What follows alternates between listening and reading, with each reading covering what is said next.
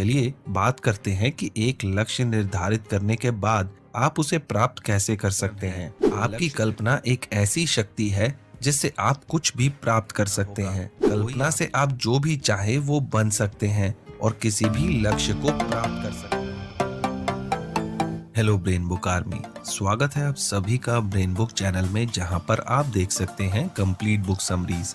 आज का ये वीडियो फेमस किताब the think and grow rich के राइटर नेपोलियन हिल की किताब द लॉ ऑफ सक्सेस पर आधारित है। इस बुक में उन्होंने सफलता के ऐसे नियम बताए हैं जो केवल आपको अपनी फील्ड में नहीं बल्कि जीवन के हर हिस्से में सफल बना सकते हैं। दोस्तों, ये किताब 1100 पन्नों में लिखी गई है और हर किसी के लिए इस किताब को पढ़ना मुमकिन नहीं होगा। इसलिए इस वीडियो में मैं आपको नेपोलियन हिल द्वारा बताए गए सक्सेस के सभी नियम बताऊंगा।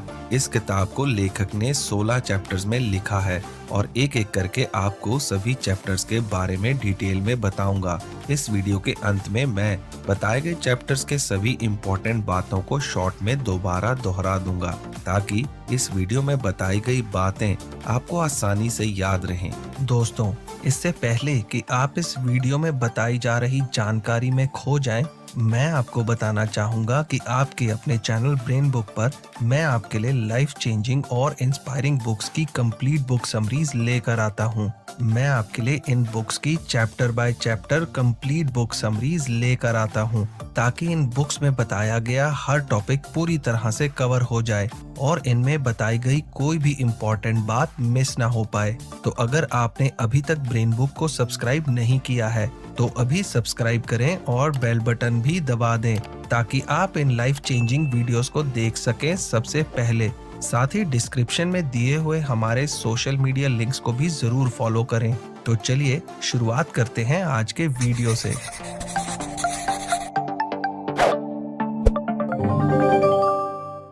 Chapter 1, the mastermind. दोस्तों, सक्सेस का मतलब है वातावरण में होने वाले बदलाव के साथ खुद को बदलना और आने वाले समय के लिए खुद को तैयार करना। मास्टरमाइंड का मतलब है दो या दो से ज्यादा लोगों का एक साथ काम करना। किसी भी एक व्यक्ति को सारा ज्ञान और सारा अनुभव नहीं हो सकता, इसलिए बड़े लक्ष्यों के लिए ये जरूरी होता है कि एक से ज्यादा लोग मिलकर काम करें और अपने ज्ञान और अनुभव का इस्तेमाल लक्ष्य की प्राप्ति के लिए करें। जब दो या दो से ज्यादा लोग एक साथ काम करते हैं तो वो किसी भी गोल को प्राप्त कर सकते हैं, लेकिन उसके लिए जरूरी है कि सभी लोग एक दूसरे पर विश्वास करते हों और उन सभी की लक्ष्य को प्राप्त करने में दिलचस्पी एक समान हो। एक गोल को प्राप्त करने के लिए टीम के सभी सदस्यों में एकता होना भी जरूरी है। जब भी दो नए लोग किसी एक काम के लिए मिलते हैं तो बिना कुछ बोले भी वो एक दूसरे के दिमाग को पढ़ सकते हैं। उसके बाद दोनों लोग काम करने के लिए एक दूसरे के साथ कोऑर्डिनेट करने की कोशिश करते हैं, लेकिन कई मुद्दों पर दोनों के विचार अलग अलग होते हैं और कई बार तो एक दूसरे के विपरीत भी होते हैं। शुरुआत में कई बार एक साथ काम करने वाले दो लोग एक दूसरे के साथ सहमत नहीं होते, लेकिन अगर शुरुआत के 3-4 वर्ष कोऑर्डिनेशन के साथ निकल जाएं, तो मास्टरमाइंड अलायंस स्थायी बन सकता है। आपका गोल चाहे जो भी हो, आपके लिए सबसे बेहतर ये है कि आप एक अच्छी पर्सनालिटी विकसित करें, दूसरे लोगों के साथ दोस्ती करना सीखें, उनके साथ बात करना और तालमेल बिठाना सीखें, दूसरों में अच्छाइयों को देखें और उनके साथ पॉजिटिविटी से काम करना सीखें। ऐसा करने से आप किसी भी गोल को प्राप्त कर सकते हैं और किसी भी क्षेत्र में सफल हो सकते हैं। Chapter 2, a definite chief aim. एक निश्चित लक्ष्य। सफलता प्राप्त करने के लिए सबसे पहला काम है अपने लिए एक बड़ा लक्ष्य निर्धारित करना। बिना कोई लक्ष्य निर्धारित किए आप किसी भी काम में सफल नहीं हो सकते। लक्ष्य निर्धारित करने के बाद उसे प्राप्त करने के लिए एक संपूर्ण योजना बनाने की जरूरत होती है। चलिए बात करते हैं कि एक लक्ष्य निर्धारित करने के बाद आप उसे प्राप्त कैसे कर सकते हैं। लक्ष्य निर्धारित करने के बाद सबसे पहले आपको ये सोचना होगा कि उसे प्राप्त करने के लिए आपको क्या क्या काम करने की जरूरत है। अपने लक्ष्य को एक डायरी में लिखें और उसे कम से कम दिन में 3-4 बार पढ़ें। इस प्रक्रिया को आत्म सुझाव या ऑटो सजेशन कहते हैं, जो एक तरह का आत्म सम्मोहन है जो आपके सबकॉन्शियस माइंड को आपके लक्ष्य के विचार से भर देगा। एक व्यक्ति के मन में जो भी प्रबल विचार होते हैं वो उन्हीं के अनुसार काम करता है। अपने लक्ष्य की कल्पना करें। अपने गोल को अपने मन में ही स्पष्ट तस्वीरों के रूप में देखें और केवल अपने लक्ष्य को ही नहीं, उसे प्राप्त करने के लिए जो काम जरूरी हैं, खुद को वो काम करते हुए भी मानसिक तस्वीरों में देखें। सबसे पहले एक डायरी में लिखें कि आपको अपने लक्ष्य को प्राप्त करने के लिए कौन से काम करने की जरूरत है। उसके बाद उन कामों को करते हुए खुद को मानसिक तस्वीरों में देखें। इस तरह कल्पना करें कि आप सफलतापूर्वक उन कामों को कर रहे हैं। चैप्टर 3, सेल्फ कॉन्फिडेंस, आत्मविश्वास। सफलता प्राप्त करने के लिए ये जरूरी है कि आप ये विश्वास करें कि आप सफलता प्राप्त करने की काबिलियत रखते हैं। अगर आपके अंदर सेल्फ कॉन्फिडेंस की कमी है तो आप जीवन में सफल नहीं हो सकते। अगर आपके मन में किसी भी प्रकार का डर है तो आपको उसे बाहर निकालना होगा और उसके लिए आप आत्म सुझाव यानी ऑटो सजेशन का इस्तेमाल कर सकते हैं, क्योंकि सफलता पाने के लिए ये जरूरी है कि आपके मन में किसी भी प्रकार का डर ना हो। दोस्तों, डर भी 6 प्रकार के होते हैं। पहला, फियर ऑफ पॉवर्टी, गरीबी का डर। जंगल में कमजोर जानवर ताकतवर जानवरों का शिकार बन जाते हैं। इंसान के जीवन में बुद्धिमान लोग आम लोगों पर राज करते हैं और उनके धन को अपनी तरफ खींच लेते हैं। किसी भी इंसान की सामाजिक स्थिति उसकी आर्थिक स्थिति पर निर्भर करती है। गरीबी का डर व्यक्ति को बहुत से गैर कानूनी काम करने पर मजबूर कर देता है।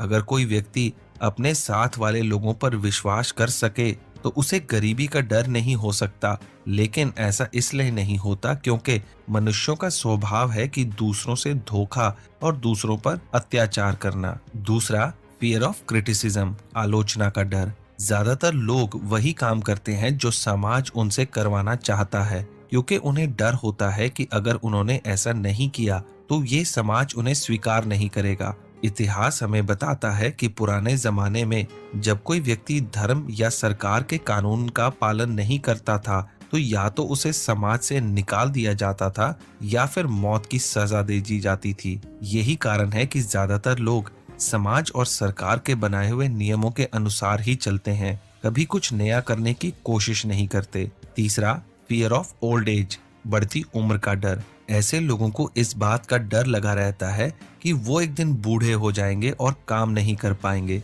उन्हें लगता है कि बूढ़े होने पर काम न करने के कारण उनकी आर्थिक स्थिति कमजोर हो जाएगी। लोगों को ये डर भी लगा रहता है कि बूढ़े होने पर मैं खुद अपना ख्याल नहीं रख सकता और उन्हें जिंदा रहने के लिए दूसरों पर निर्भर रहना पड़ेगा। चौथा, fear of loss of love, प्रेम के खोने का डर। हर व्यक्ति अपने जीवन में प्रेम पाना चाहता है और हर व्यक्ति को इस बात का डर रहता है कि कहीं प्रेम उसके जीवन से गायब ना हो जाए। प्रेम की भावना के कारण लोगों में उत्साह की भावना भी उत्पन्न हो जाती है। प्रेम को खोने का डर बाकी सभी डरों से बड़ा होता है। अगर प्रेम की भावनाओं का सही इस्तेमाल किया जाए तो वो इंसान की सबसे बड़ी शक्ति की तरह काम करती है, लेकिन अगर प्रेम की भावनाओं पर नियंत्रण ना हो तो यही मनुष्य का सबसे बड़ा डर बन जाता है। अगर किसी व्यक्ति के मन में अपने प्रेम को खोने का डर है तो इसका सीधा प्रभाव उसके काम पर पड़ेगा और काम के प्रभावित होने से उसके सफल होने की संभावना भी कम हो जाती है।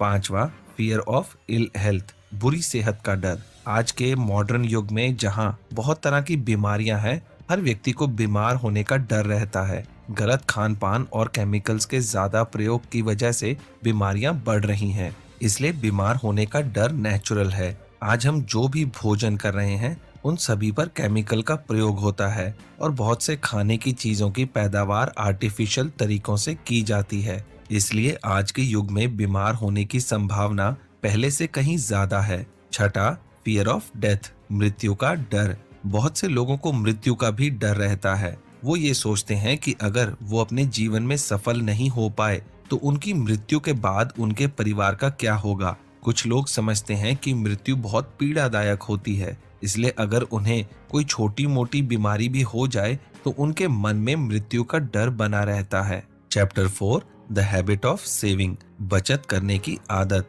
दोस्तों, धन की बचत करना भी एक आदत है और सफल होने के लिए इस आदत का होना बहुत जरूरी है। अपने गोल को डायरी में लिखते समय अगर आप ये भी देखें कि आप अपने महीने भर की इनकम में से हर महीने कितना धन फ्यूचर के लिए बचाएंगे, तो आपका दिमाग इस धन की बचत को एक आदत के रूप में स्वीकार करेगा। हम में से ज्यादातर लोग ऐसे परिवारों में बड़े हुए हैं जहां धन को बच्चों के लिए खर्च किया जाता है, लेकिन बच्चों को धन की बचत करना नहीं सिखाया जाता। बच्चों को बचपन से ही धन की बचत करना सिखाना बहुत जरूरी है, नहीं तो बड़े होकर वो कभी बचत करना नहीं सीख पाएंगे। डेब्ट यानी कर्ज। कुछ लोग किसी भी काम को करने के लिए कर्ज लेते हैं, लेकिन उन्हें कर्ज लेने की आदत होती है। जब लोग धन की बचत नहीं करते और उन्हें किसी भी काम के लिए धन की जरूरत पड़ती है, तब वो किसी भी दोस्त या रिश्तेदार से कर्ज लेते हैं।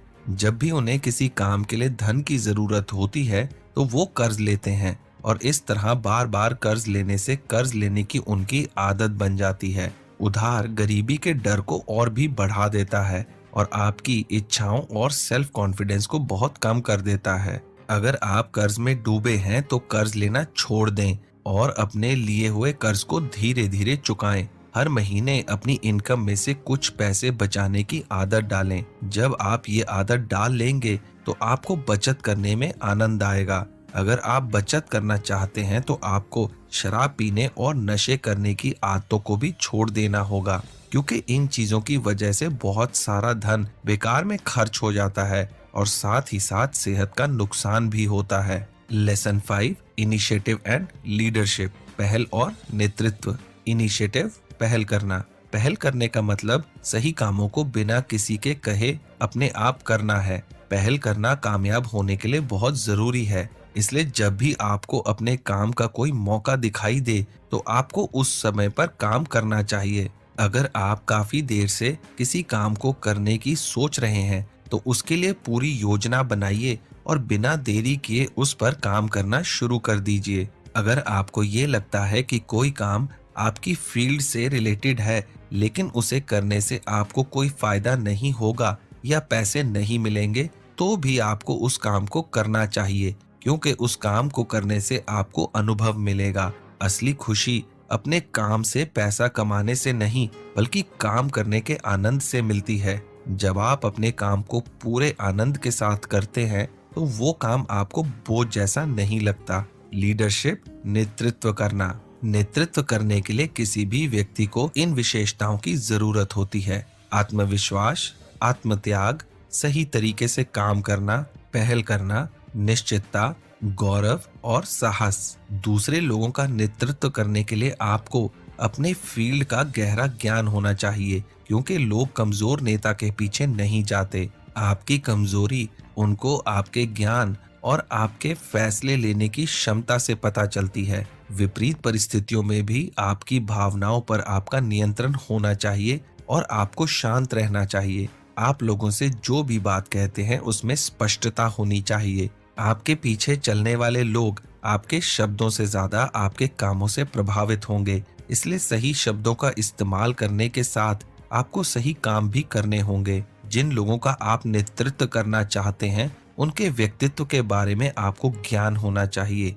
आप सभी लोगों के साथ एक ही तरीके से व्यवहार नहीं कर सकते, क्योंकि सभी लोगों का व्यक्तित्व अलग अलग होता है और वो अपने लिए अलग अलग तरह का नेता चाहते हैं। आपके अंदर सभी लोगों की समस्याओं का समाधान करने की काबिलियत होनी चाहिए। सही नेतृत्व करने के लिए आपके अंदर जल्दी फैसला लेने की क्षमता होनी चाहिए, फिर चाहे वो छोटे फैसले हों या बड़े। चैप्टर 6, इमेजिनेशन, कल्पना करना। आत्म सुझाव या ऑटो सजेशन के नियम को अमल में लाने के लिए कल्पना का उपयोग करना जरूरी है। आप तब तक किसी काम को नहीं कर सकते जब तक आप अपने दिमाग में उसकी कल्पना नहीं करते। आपकी कल्पना ही दुनिया में एक ऐसी चीज है जिस पर आपका पूरा नियंत्रण है। आपकी कल्पना एक ऐसी शक्ति है जिससे आप कुछ भी प्राप्त कर सकते हैं। कोई आपकी भौतिक संपत्ति को आपसे छीन सकता है, आपकी दौलत को आपसे छीन सकता है, लेकिन आपकी कल्पना की शक्ति को आपसे कोई नहीं छीन सकता।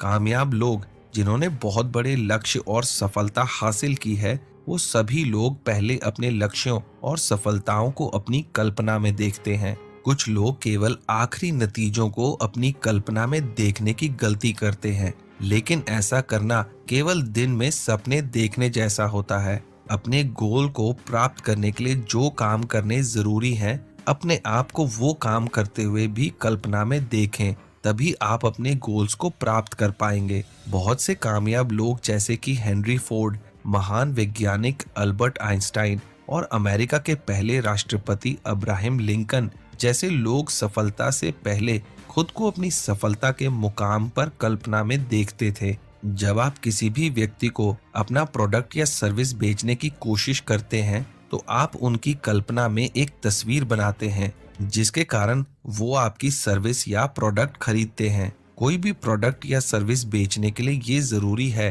कि आप अपने कस्टमर को समझें और कल्पना कर सकें कि आपके ग्राहक क्या चाहते हैं। ग्राहक कभी आपको स्पष्टता से नहीं बताएंगे कि वो क्या चाहते हैं। अगर आप इस बात को इमेजिन कर सकते हैं कि आपके कस्टमर क्या चाहते हैं, तो आप किसी भी गोल को हासिल करने के लिए और सक्सेस पाने के लिए हर व्यक्ति अपनी कल्पना का उपयोग करता है, फिर चाहे उसे इसके बारे में जानकारी हो या नहीं। आपको पहले उस काम की अपने दिमाग में कल्पना करनी होगी। अपनी कल्पना की शक्ति को विकसित करने के लिए आपको बार बार कल्पना करने का अभ्यास करना होगा। कल्पना से आप जो भी चाहे वो बन सकते हैं और किसी भी लक्ष्य को प्राप्त कर सकते हैं। आपको अपने लक्ष्यों को और उसे प्राप्त करने के लिए जरूरी कामों को करते हुए खुद को अपनी कल्पना में हर रोज देखना है। ऐसा करने से आपका सबकॉन्शियस माइंड सभी लोगों, घटनाओं और परिस्थितियों को आपके लक्ष्य के अनुकूल बना देगा। फिर आपको केवल अपने लक्ष्य के लिए काम करना होगा और अपने मन में विश्वास करना होगा कि आप उसे प्राप्त कर लेंगे। चैप्टर 7, एंथुसियाज्म, उत्साह। उत्साह व्यक्ति के दिमाग की वो स्थिति है जो उसे काम करने के लिए प्रोत्साहित करती है। जो भी लोग उत्साह से भरे हुए व्यक्ति के संपर्क में आते हैं, वो उसके उत्साह से प्रभावित जरूर होते हैं। लोगों को लीड करने के लिए और किसी भी प्रोडक्ट या सर्विस को बेचने के लिए उत्साह का होना बहुत जरूरी है। उत्साह में इतनी शक्ति होती है कि वो आपके पूरे शरीर को ऊर्जा से भर सकता है। जब आप किसी काम को पूरे उत्साह के साथ करते हैं, तो आप 2 से 3 गुना ज्यादा काम कर सकते हैं और अपने काम में ज्यादा प्रोडक्टिविटी ला सकते हैं। कुछ लोग बचपन से ही जोश और उत्साह से भरे होते हैं, लेकिन ज्यादातर लोगों को ये विशेषता अपने अंदर विकसित करनी पड़ती है। अगर आप किसी ऐसी स्थिति में हैं जहां आप वो काम नहीं कर सकते जो आपको बेहद पसंद है, तो आप अपना ऐसा लक्ष्य निर्धारित करें जो आपको इतने उत्साह से भर दे कि आपको अपने मौजूदा काम में आनंद आने लगे। जो भी काम आपको बेहद पसंद है, आप उसे शुरू करने की योजना बनाइए और उस योजना पर अमल करना शुरू कीजिए। How your enthusiasm will affect others. आपका उत्साह दूसरों को कैसे प्रभावित करता है। इस लेसन का सबसे इम्पोर्टेंट सब्जेक्ट है सुझाव। जब आप दूसरों को सुझाव देते हैं, तो अपने शब्दों, अपने ज्ञान और अपने मन की स्थिति से दूसरों को प्रभावित करते हैं। हमारा सबकॉन्शियस माइंड दूसरों के मन की स्थिति और भावनाओं को समझने के लिए बहुत शक्तिशाली होता है। इसलिए जब भी आप उत्साह से भरे होते हैं, तो आपके आसपास के लोगों को बिना कुछ बोले या बिना कोई काम किए भी प्रभावित करते हैं। आपके शब्दों से ज्यादा आपकी आवाज की टोन लोगों को प्रभावित करती है। अगर आपके विचार, आपके शब्द और आपके काम सामंजस्य में हैं, तो आप अपनी सोच से अपने संपर्क में आने वाले सभी लोगों को प्रभावित करेंगे। चलिए बात करते हैं कि वो कौन सी चीजें हैं जो आपके उत्साह को बढ़ाती हैं। पहले, वो काम जो आपको बेहद पसंद है आपका उत्साह बढ़ाता है, इसलिए उस काम को करने की योजना बनाएं जो आपको बेहद पसंद है। दूसरी, हमेशा पॉजिटिव एनर्जी से भरे लोगों के साथ संपर्क में आने से आपका उत्साह बढ़ता है, इसलिए उत्साह से भरे लोगों के साथ हमेशा संपर्क में रहें। तीसरा, अच्छी आर्थिक स्थिति वाले लोग हमेशा उत्साहित रहते हैं, इसलिए अपनी आर्थिक स्थिति को बेहतर बनाने की कोशिश करें। चौथा, अच्छी सेहत होने से भी आपका उत्साह बढ़ता है, इसलिए अपने खान पान और अपनी सेहत पर ध्यान दें। पांचवा, दूसरों की मदद करने से भी आपका उत्साह बढ़ता है। जब भी आपको मौका मिले तो दूसरों की मदद जरूर करें। चैप्टर 8, सेल्फ कंट्रोल, आत्म संयम। अपने उत्साह का सही इस्तेमाल करने के लिए आपका खुद पर नियंत्रण होना बहुत जरूरी है। बिना नियंत्रण के जोश और उत्साह बहुत खतरनाक हो सकता है। उत्साह से आपको सही काम करने की शक्ति मिलती है और आत्म संयम वो संतुलन है जिसके कारण आप केवल रचनात्मक काम करते हैं। मनुष्य के जीवन में ज्यादातर दुख आत्म संयम की कमी की वजह से होते हैं। वो सभी लोग जिन्होंने बहुत बड़ी सफलताएं हासिल की हैं, उन सभी ने अपने अंदर आत्म संयम विकसित किया है। अपने ग्राहकों के साथ भी बातचीत करते हुए आपको आत्म संयम रखना होगा ताकि आप उनके साथ किसी भी बात पर बहस ना करें। अगर आप कोई बिजनेस करते हैं तो आपके आत्म संयम का आपके बिजनेस रिलेशंस पर बहुत गहरा असर पड़ता है। How to build self control, आत्म संयम कैसे रखें। अगर आप ऐसी परिस्थितियों में भी गुस्से में बोलते हैं जहां आपको शांत रहना चाहिए, तो सबसे पहले आपको ये पता लगाना होगा कि आपके गुस्से का कारण क्या है। दोस्तों, गुस्सा दबी हुई भावनाओं का एक लक्षण है, इसलिए आपको अपने अंदर की भावनाओं को समझना होगा, क्योंकि आप केवल उन्हीं चीजों पर नियंत्रण कर सकते हैं जिन्हें आप अच्छी तरह समझते हैं। अपनी सभी भावनाओं को जानने के लिए आप उन्हें एक कागज पर लिखें कि आपके गुस्से का कारण क्या हो सकता है। जब आपको ये पता चल जाएगा कि आपके गुस्से के कारण क्या हैं, तो उन्हें ठीक करने की कोशिश करें। अपने बिगड़े हुए रिश्तों को सुधारें और अपने गुस्से के अलावा दूसरी दबी हुई भावनाओं पर भी नियंत्रण करने का अभ्यास करें। निरंतर अभ्यास करने से ही आप अपनी भावनाओं पर नियंत्रण कर सकते हैं। भुगतान से ज्यादा काम करना। दोस्तों, 3 तरह के काम होते हैं। एक वो जिसे करना हम बिल्कुल पसंद भी नहीं करते, दूसरा वो जिसे हम थोड़ा बहुत पसंद करते हैं और पैसा कमाने के लिए हम वो काम करते हैं, और तीसरा वो जिसे करना हम बेहद पसंद करते हैं। काम में हमारी सहनशीलता इस बात पर निर्भर करती है कि हम अपने काम को कितना पसंद करते हैं। अगर आप अपने काम को पसंद करते हैं तो आप बिना थके हुए ज्यादा समय तक भी काम कर सकते हैं। जिस काम को आप पसंद नहीं करते, उसे करने से आप थोड़े समय में ही थक जाते हैं। ज्यादातर लोग धन कमाने के लिए या तो उस काम को करते हैं जिसे वो पसंद नहीं करते, या थोड़ा बहुत पसंद करते हैं। हमें हमेशा वो काम करना चाहिए जिसे हम बेहद पसंद करते हैं, क्योंकि उसी काम में हमें जितने पैसे मिलते हैं उससे अधिक काम कर सकते हैं। जिस काम को आप बेहद पसंद करते हैं वो शुरू में ही आपको बहुत ज्यादा पैसे नहीं देता, लेकिन वो काम आपको सबसे अधिक खुशी देता है। Reasons for adopting the habit of doing more than paid for. भुगतान से अधिक काम करने की आदत बनाने का कारण। कम पैसों में ज्यादा काम करके आपकी छवि अच्छी बन जाएगी और लोगों को पता चल जाएगा कि आप अच्छा काम करते हैं। जब लोग आपकी तुलना आपके कॉम्पिटिटर्स के साथ करेंगे जो आपके जैसा काम नहीं करते, तो उससे आपको बहुत फायदा होगा। इस तरह काम करने का सबसे बड़ा फायदा ये है कि इससे आपका एक्सपीरियंस और कैरेक्टर विकसित होगा और आपकी अच्छी पहचान बनेगी, जिससे आपको फ्यूचर में किसी भी काम में बहुत फायदा होगा। ज्यादा काम करने का नियम कंपनीज और संस्थाओं पर भी लागू होता है। जब आप अपने एम्प्लॉइज को उनके काम से अधिक पैसे देते हैं और काम करने के लिए अच्छा वातावरण मुहैया करवाते हैं, तो वो अच्छा काम करते हैं और लंबे समय के लिए आपके पास काम करते हैं। अच्छा काम करने वाले लोग आपके कॉम्पिटिटर्स की बजाय आपकी ओर आकर्षित होने लगते हैं। खुश रहने वाले लोगों के काम की प्रोडक्टिविटी और क्वालिटी दोनों ही अच्छी होती है। Chapter 10, develop a pleasing personality. एक आकर्षक व्यक्तित्व का गठन करना। आपकी पर्सनैलिटी आपकी उन सभी क्वालिटीज का संगम है जो आपको दूसरों से अलग करती है। आप जिस तरह के कपड़े पहनते हैं, आपके चेहरे की बनावट, आपकी आवाज की टोन, आपके विचार और उन विचारों द्वारा जो चरित्र आपने विकसित किया है, ये सभी विशेषताएं आपके व्यक्तित्व को बनाती हैं। कैरेक्टर आपकी पर्सनैलिटी का सबसे इम्पोर्टेंट हिस्सा है। आपके कपड़े और कपड़े पहनने का तरीका आपके संपर्क में आने वाले लोगों को सबसे पहले प्रभावित करता है। आपकी आंखें और आपका चेहरा भी आपकी पर्सनैलिटी का एक इम्पॉर्टेंट हिस्सा है, क्योंकि एक्सपीरियंस्ड लोग आपकी आंखों और चेहरे से आपके दिल की बात जान सकते हैं। किसी भी ऐसे काम में जिसमें आप अपने कस्टमर के साथ सीधी बातचीत करते हैं, एक आकर्षक व्यक्तित्व का होना बहुत जरूरी है। आज के युग में हर फील्ड में ऐसा काम है जिन्हें करने के लिए आपको दूसरों के साथ बातचीत करनी पड़ती है।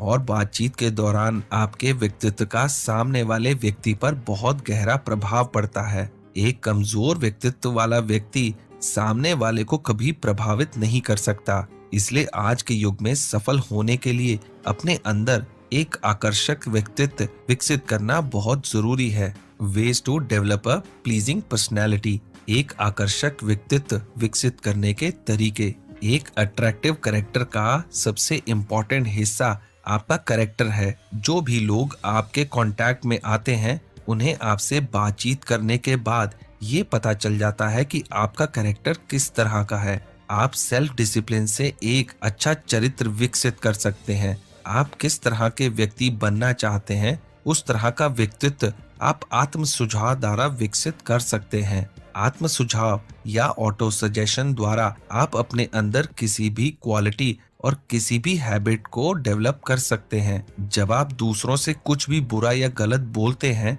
तो आपका व्यक्तित्व लोगों को आकर्षक नहीं लगता। अगर आप अंदर से नेगेटिव हैं और केवल ऊपर से मीठी बातें करते हैं तो भी कुछ ही दिनों में लोग आपके अंदर की नेगेटिविटी को जान जाएंगे। जब आप किसी व्यक्ति के साथ हाथ मिलाते हैं तो प्रेम और उत्साह के साथ मिलाएं और हमेशा खुश रहना सीखें। याद रखें, एक व्यक्ति जिसका जीवन दुखों से भरा है उसका व्यक्तित्व कभी आकर्षक नहीं बन सकता, क्योंकि जब भी वो लोगों से मिलता है तो अपने दुखों और शिकायतों के बारे में ही बात करता है। एक अट्रैक्टिव पर्सनैलिटी विकसित करने के लिए आपकी सोच और आपके विचारों का पॉजिटिव होना बहुत जरूरी है। चैप्टर 11 एक्यूरेट थॉट, सही सोच। सही और अच्छे विचार हमारे जीवन में बहुत इम्पोर्टेंट होते हैं और सही विचारों को हम दो तरह से पैदा कर सकते हैं। पहला कि हम अपने पास अवेलेबल इंफॉर्मेशन में से जो जरूरी फैक्ट्स हैं निकाल लें, और दूसरा हम इंफॉर्मेशन को दो भागों में डिवाइड कर दें। पॉजिटिव सोच के बिना जिंदगी अधूरी है। पॉजिटिव सोच की शक्ति से घोर अंधेरे को भी आशा की किरण से रोशनी में बदला जा सकता है। हमारे विचारों पर खुद का नियंत्रण होता है, इसलिए ये हमें ही तय करना है कि हमें पॉजिटिव सोचना है या नेगेटिव। जिस तरह काले रंग का चश्मा पहनने पर हमें सब कुछ काला और लाल रंग का चश्मा पहनने पर हमें सब कुछ लाल ही दिखाई देता है, उसी प्रकार नेगेटिव सोच से हमें अपने चारों ओर निराशा, दुख और असंतोष ही दिखाई देगा, और पॉजिटिव सोच से हमें आशा, खुशियां और संतोष ही नजर आएगा। ये हम पर निर्भर करता है कि हम पॉजिटिव चश्मे से इस दुनिया को देखते हैं या नेगेटिव चश्मे से। अगर हमने पॉजिटिव चश्मा पहना है तो हमें हर व्यक्ति अच्छा लगेगा और हम प्रत्येक व्यक्ति में कोई ना कोई अच्छाई ढूंढ ही लेंगे। लेकिन अगर हमने नेगेटिव चश्मा पहना है तो हम बुराइयां खोजने वाले इंसान बन जाएंगे। राइटर नेपोलियन हिल कहते हैं, कई बार हम बिना पूरी बात जाने ही अपने दिमाग में सही और गलत का फैसला कर लेते हैं और हमारी सोच पर इसका नेगेटिव प्रभाव पड़ता है। तो किसी भी बात के बारे में कोई परिणाम निकालने से पहले हम सभी को सारे फैक्ट्स इकट्ठा कर लेने चाहिए। जो सही सोच वाले व्यक्ति होते हैं वो खुद ही अपने आप को सही दिशा दिखा सकते हैं। राइटर नेपोलियन हिल ये भी लिखते हैं कि आप एकदम सही सड़क पर जा रहे हैं अगर आपके पास सफल होने के लिए सही सोच है और मन में उत्सुकता है। सही और पॉजिटिव सोच से अपने अंदर आत्मविश्वास का संचार भी होता है। नेपोलियन हिल के अनुसार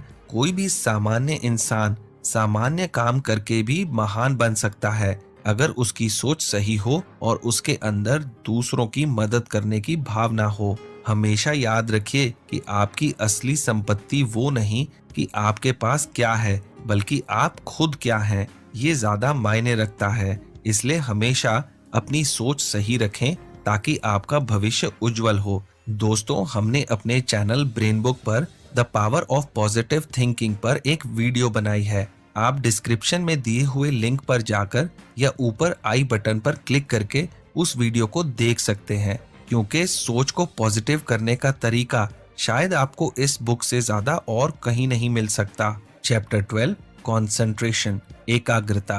पूरी तरह से एकाग्र मन से अपने लक्ष्य प्राप्ति के लिए हमेशा लड़ते रहना जीत का सर्वश्रेष्ठ उपाय है। अपने जीवन में सफलता पाने के लिए केवल एक ही काम करना उचित है अपनी सारी शारीरिक और मानसिक शक्तियों को एक और यदि लगा दिया जाए तो कोई भी काम ऐसा नहीं है जो अधूरा रह सकता है। जो लोग अपने जीवन में असफल हुए हैं, यदि वो स्वयं इस बात पर विचार करें तो उन्हें पता चल जाएगा कि उन्होंने कितनी बार अपने जीवन के रास्तों को बदला है। कोई भी व्यक्ति एक साथ कलाकार, बिजनेसमैन या सोल्जर नहीं हो सकता।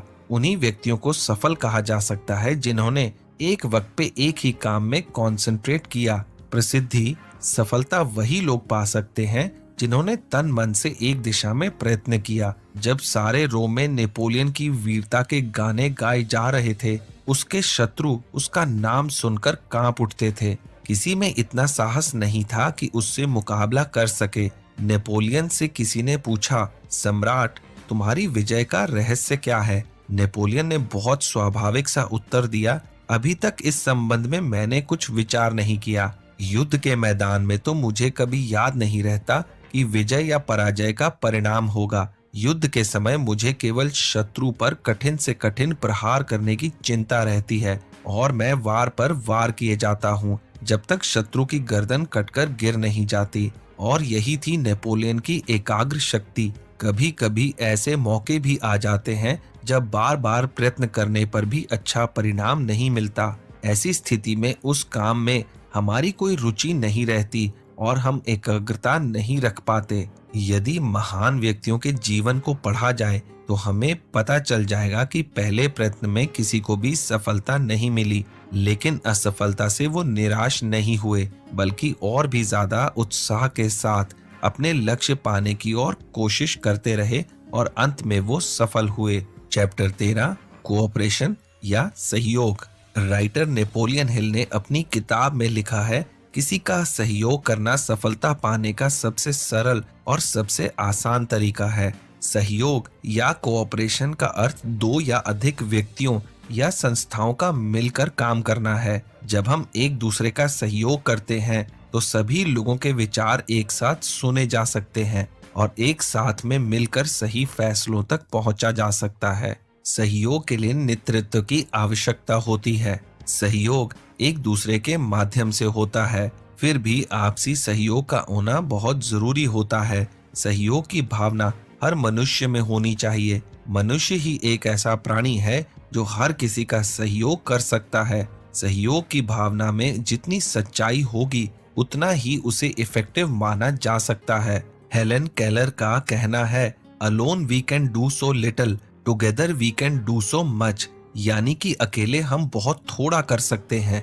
लेकिन एक साथ मिलकर हम बहुत कुछ कर सकते हैं। चैप्टर 14, फेलुअर या असफलता। जब भी हम असफलता की बात करते हैं तो इसका अर्थ नेगेटिव ही होता है। नेपोलियन हिल ने अपनी इस किताब में असफलता की एक नई परिभाषा बताई है। सभी के जीवन में एक समय ऐसा आता है जब सभी चीजें आपके विरोध में हो रही हों और हर तरफ से निराशा मिल रही हो, लेकिन सही मायने में विफलता सफलता से ज्यादा महत्वपूर्ण होती है।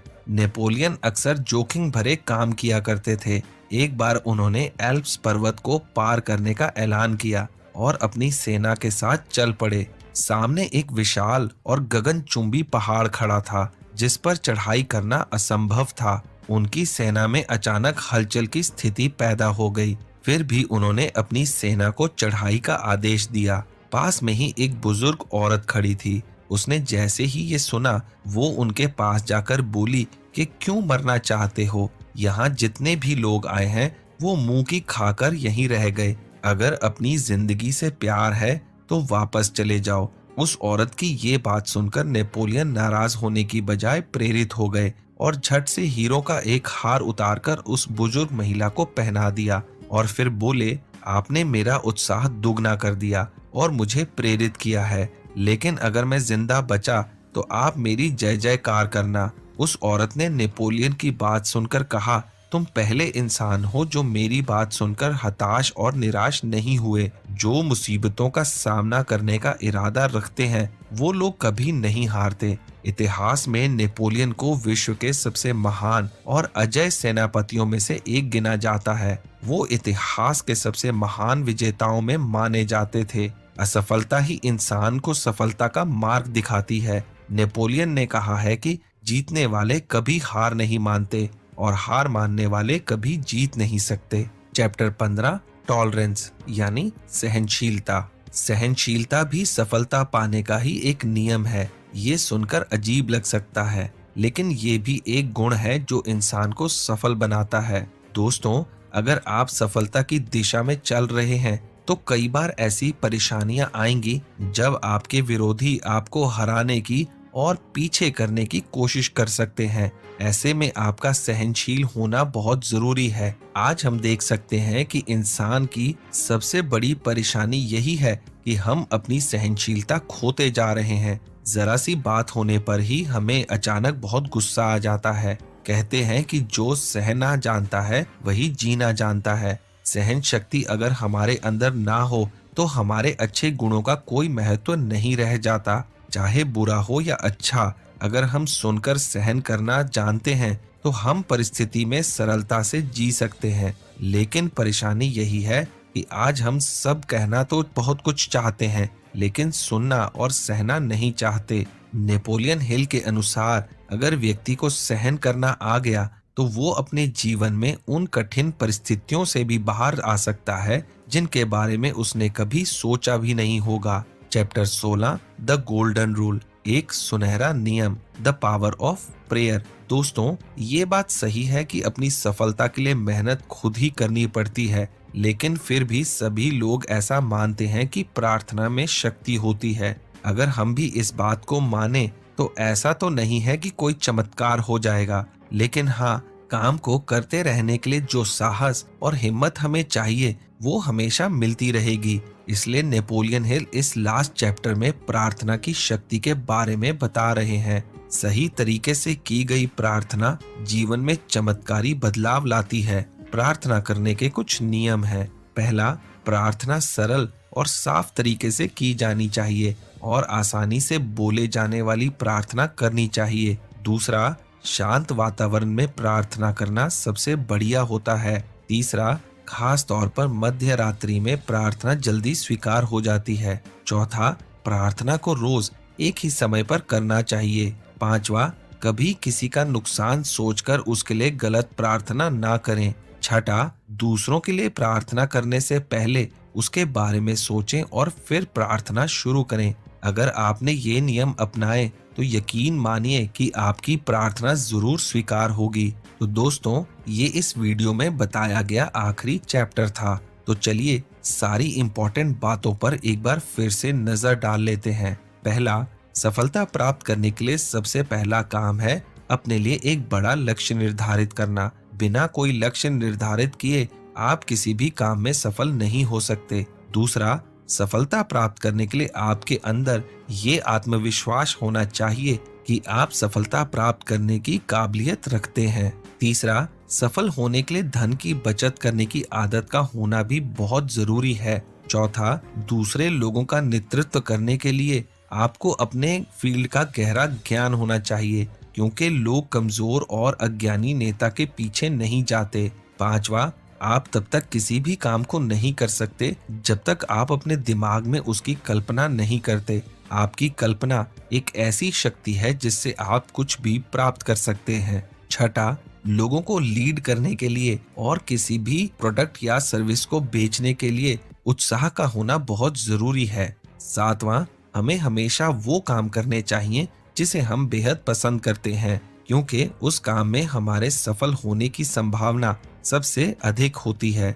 आठवां, कोई भी सामान्य इंसान सामान्य काम करके भी महान बन सकता है अगर उसकी सोच सही हो और उसके अंदर दूसरों की मदद करने की भावना हो। नौवां, पॉजिटिव सोच के बिना जिंदगी अधूरी है। पॉजिटिव सोच की शक्ति से घोर अंधेरे को भी आशा की किरणों से रोशनी में बदला जा सकता है। 10वां, किसी का सहयोग करना सफलता पाने का सबसे सरल और सबसे आसान तरीका है। 11वां, अगर व्यक्ति को सहन करना आ गया तो वो अपने जीवन में उन कठिन परिस्थितियों से भी बाहर आ सकता है जिसके बारे में उसने कभी सोचा भी नहीं होगा। 12वां, सही तरीके से की गई प्रार्थना जीवन में चमत्कारी बदलाव लाती है। तो दोस्तों, इसी के साथ द लॉ ऑफ सक्सेस की किताब पर बना ये वीडियो यहीं समाप्त होता है। मैं जल्दी आपके लिए एक दूसरा वीडियो लेकर आऊंगा। तो चलिए मिलते हैं अगले वीडियो में।